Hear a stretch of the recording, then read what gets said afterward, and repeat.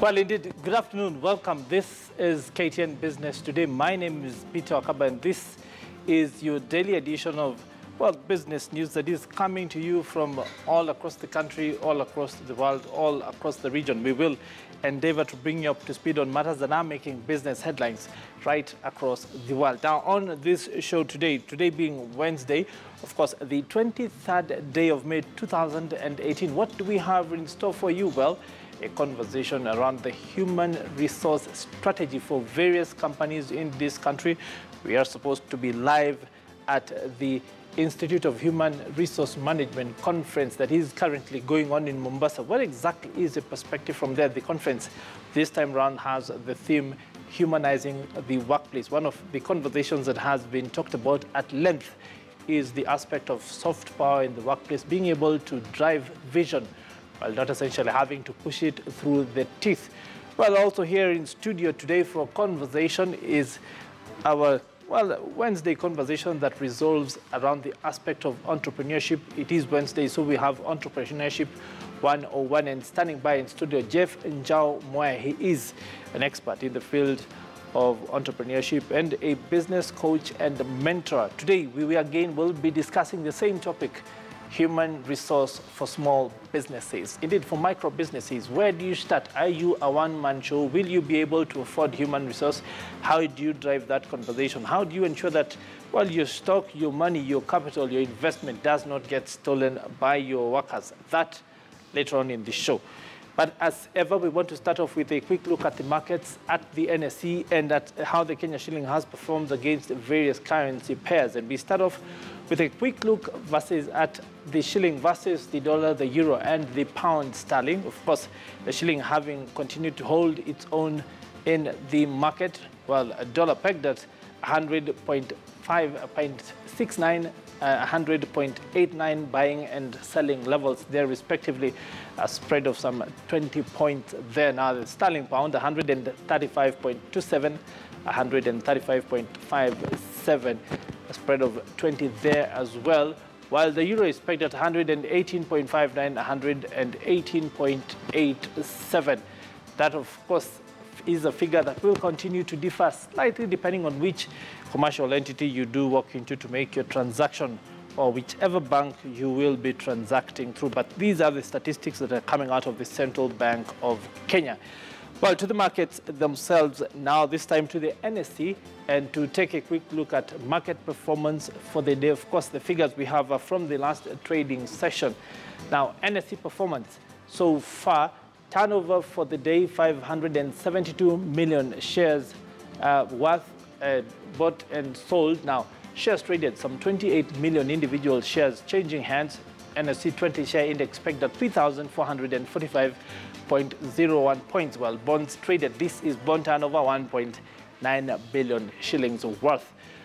Well, what have been the stocks that have been driving this conversation? Barclays Bank PLC, KCB, Equity Bank, and of course Safaricom.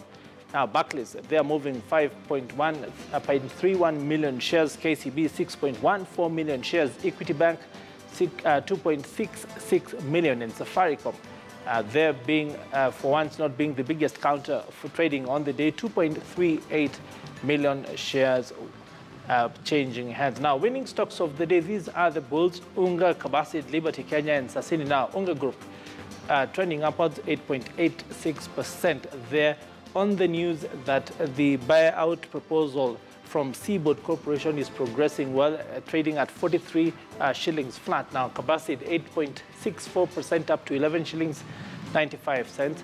Liberty Kenya up 7.41% to 14 shillings and 50 cents, while Sasini, the agriculture counter, 6.67% up to 24 shillings flat.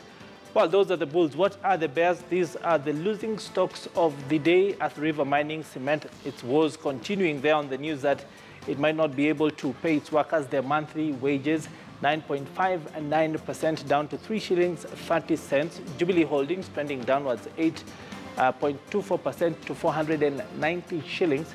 NIC Bank down 3.45% to 35 shillings flat. And the NSE itself down 2.15% on the day to 18 shillings and 20 cents.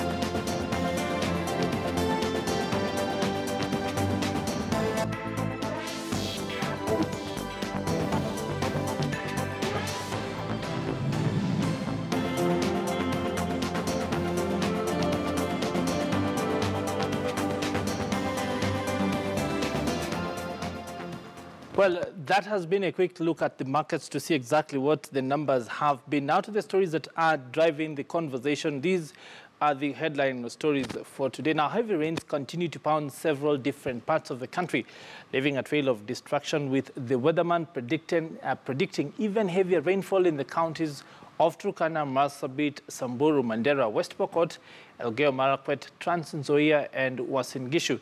Now, an early advisory from the Kenya Meteorological Department had projected heavy rains between Monday and Tuesday. It is now Wednesday, and Kenyans living in flood-prone areas have been put on high alert. Now, on Tuesday, the KMD said that stations in Murang'a County had reported the highest levels of rainfall, ranging from some 55.4 millimeters to 151.7 millimeters, leading to landslides in some of those places.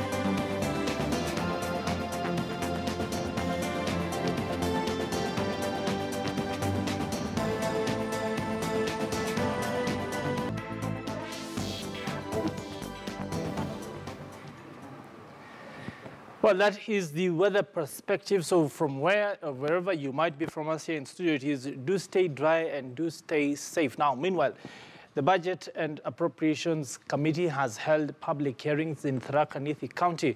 Our reporter George Maringa attended the hearings and spoke to some of the members of that committee on what exactly the conversations have been. Take a look. A good example is Go-To Bridge in Isiolo, the provision of the sunscreen lotion to the people with albinism. And, you know, because it is a constitutional requirement, and because you are not just doing public participation for formality, for sure what the public say will be incorporated in the budget-making process and in the report that will be tabled by the committee before the floor of the House. Yeah. Thank you very much. Kisa, I'll just speak to the MP of South Imenti, who is also, you know, part of the larger Meru area, to just give us a perspective of the public participation and what it means for his constituents. Thank you very much for joining us on KTN News.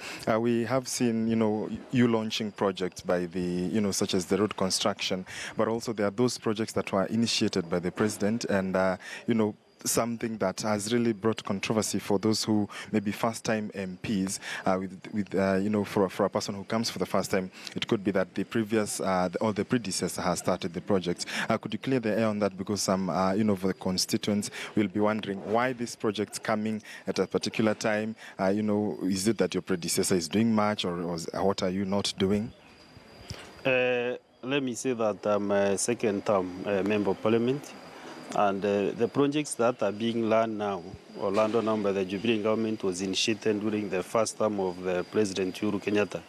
And what is happening now is just a continuation of the work which was agreed upon that time. So what is happening is just a continuation. They are giving more funds to the roads, to the water dams, to other many projects that they had promised. So they are still fulfilling the manifesto since they were elected into office in 2013. So it is not like after 2017 they stopped. Even if you are in Parliament and you are not, still the projects that were in that constituency still are being considered and are being learned. What we are requesting is maybe those projects to be given priority, because all the residents, Wananchi, know about those projects and they were passed a long time ago. So what we request is for those particular loans and water projects, especially in Meru where I come from, to be given the first priority so that they can get funded.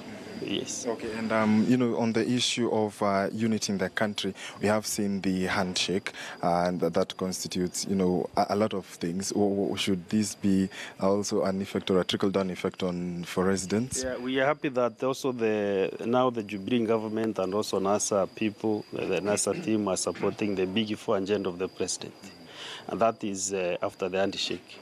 But what we request now, because there's no difference between President Uhuru Kenyatta and Deputy President William Ruto.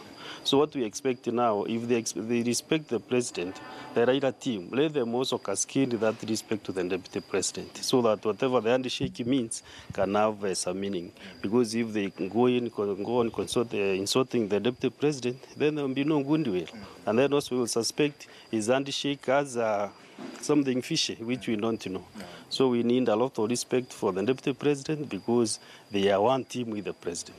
Yes. Thank you very much. And Akisa, I'll just speak to one more, who is the Samburu West MP, Nasula Lesuda, to just give us a perspective.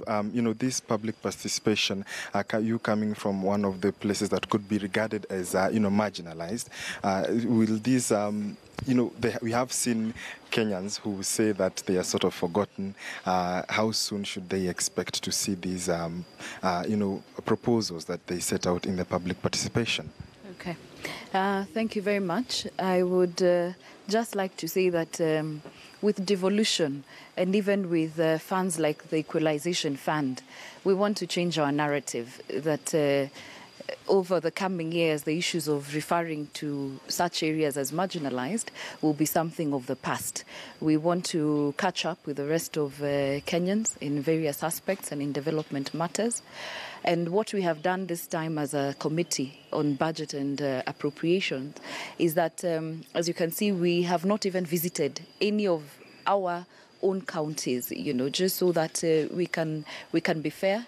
We can also give the opportunities to other counties to benefit from the funds which are set aside for public participation, and that is why today we're here in Tharaka Nithi and other counties. Yes. In participation, but at some point when Jiku, the common Mwananchi, feels that it's just proposals, it's just a formality because it is enshrined in our constitution, but over the time, as projects get implemented, we see swindling of funds. Money goes to people's pockets. How then can the electorate put trust in the people that they elect to represent them in the houses of Senate and also the National Assembly? What I can say is that actually in the budget there is about 1 billion which is set aside for this process, for projects which will come out from the views of the common Mwananchi when the budget will be made and even to the final end. So for sure, we are sure that there are different projects which have been implemented in the past because of public participation, and we don't see, it is still going to happen even this time round. But also as Budget Committee of the National Assembly this time, we are categorical in the sense that it's not just about appropriating and also allocating monies, but we will be ensuring that also we do our oversight role, that even how the monies are spent and how they and that they should be doing the work that is being done. For sure, there is the issue of the Ruaraka school. We saw that we did not pass it because it has controversy around it, and until the controversy has been settled and the matter has been settled, then we can continue. So for sure, this time the Budget and Appropriations Committee is serious, not just in just allocating the monies, but also ensuring, because it's very unfortunate that taxpayers' monies then go to individuals' pockets. Thank you.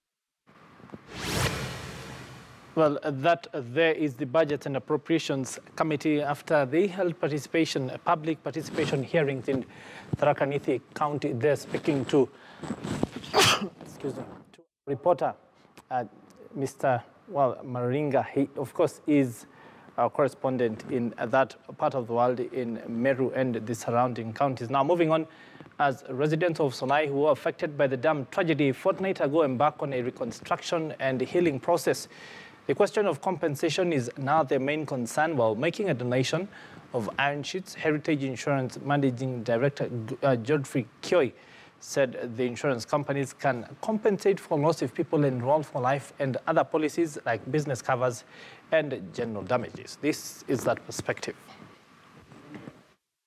I think it's unforeseen. I'm told this dam has existed for many years. Nothing has happened. But in the scale of things, businesses that would have been interrupted, if they had insurance, that would have been paid.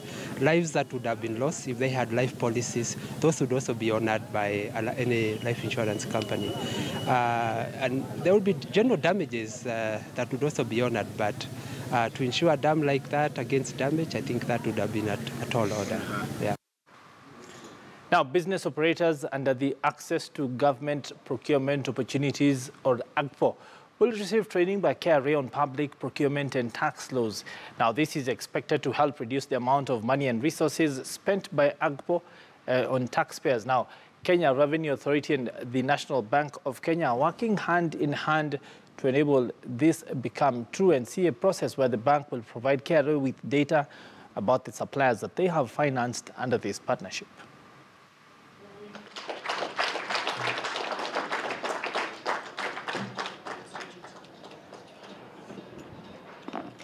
Now the handshake. We're in the handshake season. So handshakes are very important. So we get your handshake. Sema, I saw another handshake. Another handshake. Another handshake. Very good.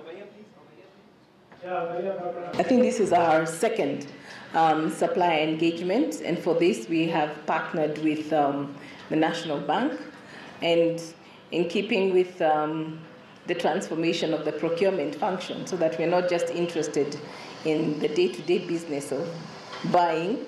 Such supply chain management then encompasses a lot. We are thinking about how we manage our suppliers, how we make our life easier for you, and how we can enhance your business, as well as serve the authorities' interests. So this is in line. Now, the Lamu Port, South Sudan, Ethiopia transport project's construction of 3 berths at the Lamu Port is 48% complete. Now, this was announced by the Cabinet Secretary for the East Africa Community and Northern Corridor Development, Peter Munya. He says that he said this while officially opening a workshop to deliberate on accelerating regional infrastructure development projects across the region. It has also emerged that there has been a need to share experiences in order to help scale up regional developments. The importance and significance of the PAC initiative for Africa's regional and continental infrastructure development cannot be overemphasized. A number of key and impactful infrastructure projects need more than just good preparation and financing, but they also need high-level political support. This is all possible because the Lamu Port area is very deep and has a wide channel, and therefore we are shaping the logistics and sea transport business in a revolutionary way.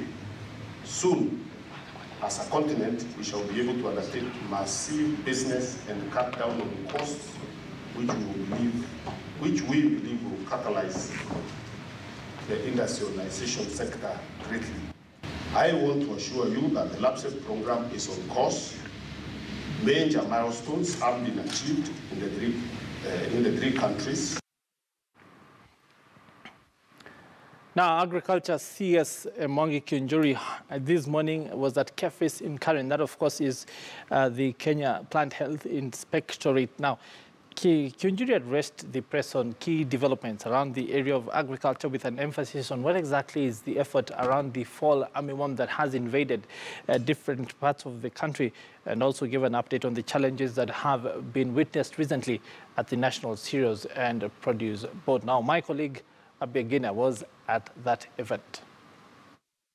And therefore, we thought it was important for us to come here, gather here today with the stakeholders, so that we can look at the interventions that we have put into place so far, what we need to improve on, and the level of preparedness that we are at this juncture. Already, we are a bit safe because the rains are going on, and this pest is known to hibernate when there is a lot of rains. And what will happen is that immediately the cessation comes in, they will come out in large numbers, and therefore threatening our crops, especially maize. The pest is also dangerous because it's also feeding on more than 100 plants, and therefore we are also discussing, yes, this season, between now and November, we are going to fight it so that we can harvest maize. But what happens? Is it sustainable? How can we ensure that we reduce the numbers, that we bring the numbers down? Because in the countries that they came from, the North and South America, we are told that they have been there. In fact, again, it has been discovered that since 1771, the fall armyworm was there. But it became rampant in some 10, 15 years ago. The pest is contained in Brazil and America. How do we contain it? Do we continue only fighting fall armyworm when there is maize plantations? When there is no maize, where do they go? Because January, February, and March, there is no much of, and even April, there is no much of maize plantations. Where are they? So those are the issues, the questions that we have to answer today, so that this becomes a continuous fight, that after we fight the pest through this season, we should now establish where we need to go to, so that we can follow it up, and that is the only way to suppress it. So that becomes a continuous fight against this pest. Which methods can we use? Again, we are looking at it here, and we have been advised that there are some methods that we can use that will not require a lot of effort to be put into place, and it can reduce the efforts to about 20–30%. And for example, is this method you are using called the push and pull, whereby you grow other crops that are ripariant to the pests. For example, we are told if you do pyrethrum, might be in an acre of land, you do a few rows of pyrethrum. They don't like pyrethrum so much, so they will try to run away. Again, we are told if you do napier grass alongside the maize, might be allowed your maize plantation or your maize farm, you do napier grass. They like napier grass, but they cannot reproduce there. So once they lay their eggs there, they are destroyed. So again, we can use that method. Every farmer in the country can be able to do that. They can at least be able to grow any other crop that you help to push or pull the pest. And with that kind of knowledge, for example, if we knew it before, we could have advised our farmers. And this season alone, we could have saved a certain percentage through using that method. Can me and you can easily apply. So those are the issues that we are trying to come up with. We are also told that might be there is another still worm coming. Professor, you tell us the name of that worm. That is also coming. All right. And already the one we are having, it has been described in America that it's a marriage without divorce. All right. Now are we going to become polygamous now that the other one is coming? So those are the questions that we must answer today.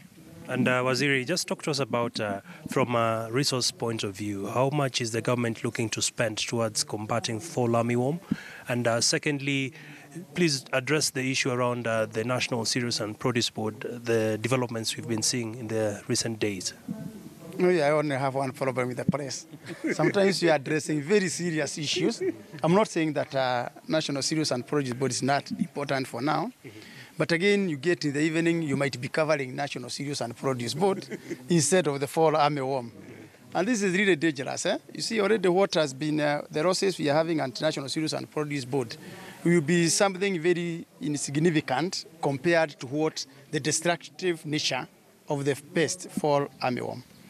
Otherwise, about the resources required, we really require to attune right now. The research department is asking for about $1 billion to continue with their work. We shall require to buy pesticides for the same. Already we have spent around 340 million from Carrel and crop department. We are spending more. We might spend about 600 million this season to fight the fall armyworm. But we have no choice. If you look at the money we are spending on fighting the pest and the crop that we can lose not fighting, the two, it's day and night. On the issue of National Cereals and Produce Board, And I know this is what you are going to cover, not the fall armyworm. Yeah? On the issue of National Cereals and Produce Board, I'm on record since I was appointed. This is my 4th month.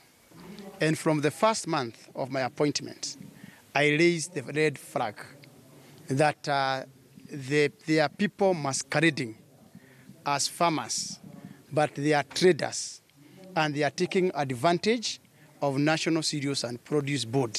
They are trading. And I said clearly that you must sort out the issue. I also raised the flag again on the issue of unscrupulous traders who are stealing our fertilizer. So those are 2 issues that have been in public domain for a very long time. But we have been pressurized all through because it became very difficult for us to separate these traders and the farmers. The traders are less than 5%. Our farmers are almost 95%. And I said clearly that this issue must be dealt with. I summoned the managing director, Cereals and Produce Board, Mr. Terrell, and I told him clearly that this must come to an end.